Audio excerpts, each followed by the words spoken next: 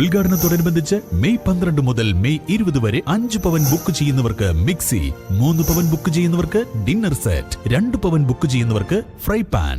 Mehran golden diamonds, Kapp school പടി. സംസ്ഥാനത്തെ school കോമ്പൗണ്ടുകളിൽ അപകടാവസ്ഥയിൽ നിൽക്കുന്ന എല്ലാ കെട്ടിട ഭാഗങ്ങളും സ്കൂൾ തുറക്കും മുൻപ് പൊളിച്ചു നീക്കും.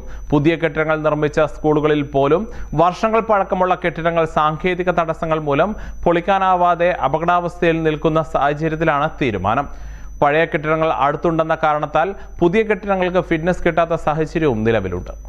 ദുരന്ത നിവാരണ നിയമപ്രകാരം ഇതിന് ആവശ്യമായ നിർദ്ദേശം ജില്ലാ കളക്ടർമാർക്ക് നൽകുകയും തദ്ദേശ സ്വയംഭരണ സ്ഥാപനങ്ങൾ കെട്ടിടങ്ങൾ പൊളിച്ചു നീക്കുകയും ചെയ്യും. തദ്ദേശ സ്വയംഭരണ വകുപ്പ് മന്ത്രി MP രാജേഷിന്റെയും പൊതുവിദ്യാഭ്യാസവും തൊഴിലും വകുപ്പ് മന്ത്രി V ശിവൻകുട്ടിയുടെയും നേതൃത്വത്തിൽ ചേർന്ന ഉന്നതതല യോഗത്തിലാണ് തീരുമാനം.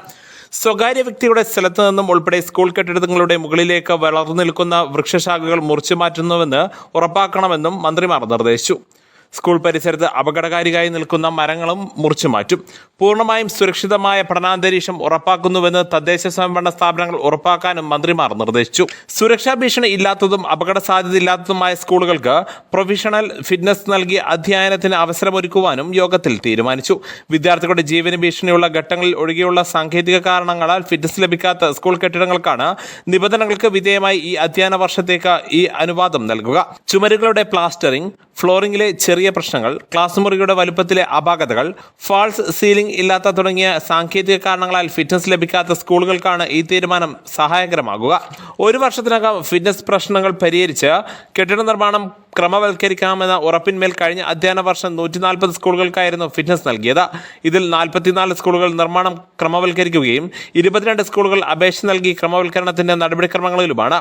ഈ സ്കൂളുകൾക്ക് ഫിറ്റ്നസ് അനുവദിക്കാവുന്നതാണ്.